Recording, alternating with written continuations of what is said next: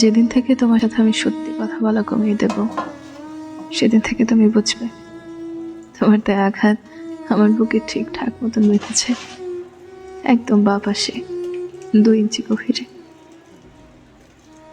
এরপর আমি আর কোনো প্রশ্ন তুলব না তোমার ধরে। নীরবতা যে কতটা ভয়ঙ্কর হয় তুমি তা সেদিন বুঝতে পারবে। মিলিয়ে নিও। হ্যাঁ, মানছি আমি কথা থামাতে পারি না, 7-5 না ভেবেই বলে ফেলি অনেক কথা। সামান্য কিছু আমায় দমিয়ে রাখতে পারে না।